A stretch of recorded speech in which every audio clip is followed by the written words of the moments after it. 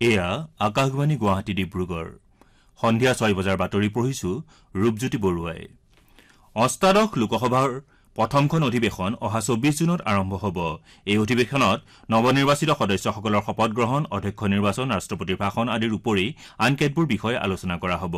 আনহাতে ৰাজ্যসভাৰ 264 সংখ্যক অধিৱেশন 27 জুনত আৰম্ভ হ'ব আৰু 3 জুলাইত অন্ত পৰিব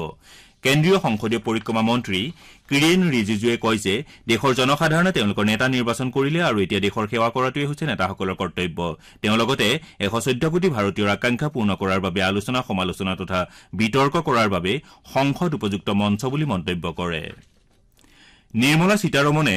আজি নতুন দিল্লীত কেন্দ্ৰীয় মন্ত্ৰীসভাৰ বিত্ত আৰু কৰ্পোৰেট পৰিক্ৰমা বিভাগৰ দায়িত্বভাৰ গ্ৰহণ কৰে কাৰ্যভাৰ গ্ৰহণ কৰি নৱনিযুক্ত মন্ত্ৰীগৰাকীয়ে তেওঁক পুনৰ বিত্ত আৰু কৰ্পোৰেট পৰিক্ৰমা বিভাগৰ দায়িত্ব অৰ্পণ কৰাৰ বাবে প্ৰধানমন্ত্ৰী নৰেন্দ্ৰ মোদীৰ প্ৰতি কৃতজ্ঞতা প্ৰকাশ কৰে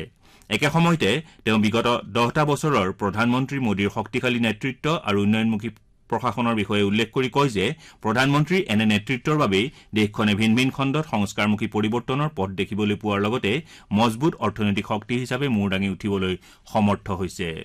বিত্ত আৰু কৰ্পোৰেট পৰিক্ৰমা মন্ত্ৰালয়ৰ অন্তৰ্গত ভিন ভিন বিভাগৰ সচিবসকলে বিভিন্ন আঁচনি সম্পৰ্কীয় বিষয়সমূহৰ সন্দৰ্ভত মন্ত্ৰীগৰাকীক অৱগত কৰোৱাৰ পাছত তেওঁ কয় যে দেশৰ নাগৰিকসকলৰ জীৱন ধাৰণৰ মান সহজ হৈ উঠাটো নিশ্চিত কৰাৰ বাবে চৰকাৰ সম্পূৰ্ণৰূপে প্ৰতিশ্ৰুতিবদ্ধ 2014 চনত আৰম্ভ কৰা সংস্কাৰমূলক পদক্ষেপসমূহ অব্যাহত থাকিব বুলি উল্লেখ কৰি তেওঁ কয় যে ইয়াৰ জৰিয়তে অৰ্থনীতিৰ বিকাশ আৰু সুস্থিৰতা অধিক বৃদ্ধি পাব ইপিনে কেন্দ্ৰীয় মন্ত্ৰী নীতিন গাডকাৰীয়ে আজি পথ পৰিবহণ আৰু ঘাইপথ মন্ত্ৰালয়ৰ দায়িত্বভাৰ গ্ৰহণ কৰে শ্ৰী গাডকাৰীয়ে পুনৰবাৰ তেওঁক পথ পৰিবহণ আৰু ঘাইপথ মন্ত্ৰীৰ দায়িত্ব অৰ্পণ কৰাৰ বাবে প্ৰধানমন্ত্ৰীক আন্তৰিক কৃতজ্ঞতা জ্ঞাপন কৰে তেওঁ লগতে কয় যে প্ৰধানমন্ত্ৰী মোদীৰ দূৰদৰ্শী নেতৃত্বত ক্ষিপ্ৰতাৰে ভাৰত বিশ্বমানৰ আধুনিক আন্তঃগাঁথনিৰে পৰিপূৰ্ণ হৈ উঠিব পথ পৰিবহণ আৰু ঘাইপথ মন্ত্ৰালয়ৰ ৰাজ্যমন্ত্ৰী অজয় টান্টা আৰু হৰ্ষম মালহোত্ৰায়ো আজি তেওঁলোকৰ দায়িত্বভাৰ গ্ৰহণ কৰে সীমান্ত সুৰক্ষা আৰু উন্নয়ন বিভাগৰ মন্ত্ৰীৰ দায়িত্বত থকা অতুল বৰাই আজি বিভাগৰ বিভিন্ন কাম-কাজ তথা শেহতীয়া অগ্ৰগতিৰ পৰ্যালোচনা কৰে এই উদ্দেশ্যে মন্ত্ৰী শ্ৰী বৰাই জনতা ভৱনত আজি অনুষ্ঠিত এখন বৈঠকত বিভাগৰ জ্যেষ্ঠ বিষয়াসকলৰ সৈতে মিলিত হয় বৈঠকত তেওঁ সীমান্ত অঞ্চলত অব্যাহত ৰখা উন্নয়নমূলক কাম-কাজৰ খতিয়ান লয় আন্তঃৰাজ্যিক সীমা বিবাদ সমাধানৰ বাবে চুবুৰীয়া ৰাজ্যসমূহৰ সৈতে ৰাজ্য চৰকাৰৰ আলোচনাৰ শেহতীয়া স্থিতি সন্দৰ্ভতো তেওঁ বিভাগৰ জ্যেষ্ঠ বিষয়াসকলৰ সৈতে বৈঠকত আলোচনা কৰে এই বৈঠকত সীমান্ত সুৰক্ষা আৰু উন্নয়ন বিভাগৰ প্ৰধান সচিব জি.ডি. ত্ৰিপাঠী অতিৰিক্ত সচিব কুল শ্ৰীনাথ সঞ্চালিকা শুভলক্ষ্মী ডেকা প্ৰমুখ্য অন্যান্য বিভাগৰ বিষয়াসকল উপস্থিত থাকে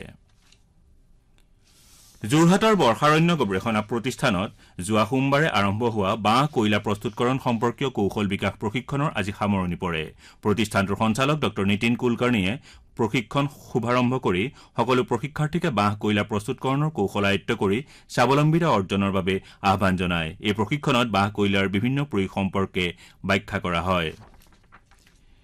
শিশু শ্ৰমৰ বিৰুদ্ধে ব্যাপক সজাগতা সৃষ্টিৰ বাবে আজি বিশ্বজুৰি শিশু শ্ৰম বিৰোধী দিৱস পালন কৰা হৈছে ৰাজ্যৰ বিভিন্ন প্ৰান্তত আজি এই দিৱস উপলক্ষে বিভিন্ন কাৰ্যসূচী পালন কৰা হয় মুখ্যমন্ত্ৰী ডক্টৰ হিমন্ত বিশ্ব শৰ্মাই এই সন্দৰ্ভত কৈছে যে অসম চৰকাৰ শিশু সুৰক্ষাৰ দিশত সম্পূৰ্ণৰূপে দায়বদ্ধ তেওঁ লগতে এই দিনটোত ৰাজ্যৰ যিকোনো ঠাইতে শিশু শ্ৰমিক আৰু শিশু নিৰ্যাতনৰ ঘটনা দৃষ্টিগোচৰ হলে তাৎক্ষণিকভাৱে বিভাগীয় কৰ্তৃপক্ষক অৱগত কৰাৰ সংকল্প লবলৈ আহ্বান জনায় শিৱসাগৰ জিলাৰ আয়ুক্ত আদিত্য বিক্ৰম যাদৱৰ অধ্যক্ষতাত আজি শিশু কল্যাণ আৰু সুৰক্ষা সমিতিৰ পৰ্যালোচনা সভা অনুষ্ঠিত হয় এই সভাত আয়ুক্তই শিশু সুৰক্ষা বিষয়ক আঁচনিসমূহ ফলপ্ৰসূভাৱে ৰূপায়ণৰ উদ্দেশ্যে প্ৰয়োজনীয় ব্যৱস্থা গ্ৰহণ কৰিবলৈ জিলা শিশু সুৰক্ষা বিষয়াক নিৰ্দেশ দিয়ে সভাৰ অন্তত বিশ্ব শিশু শ্ৰম বিৰোধী দিৱসৰ সৈতে সংগতি ৰাখি আয়োজন কৰা স্বাক্ষৰ অভিযানৰ শুভাৰম্ভ কৰা হয়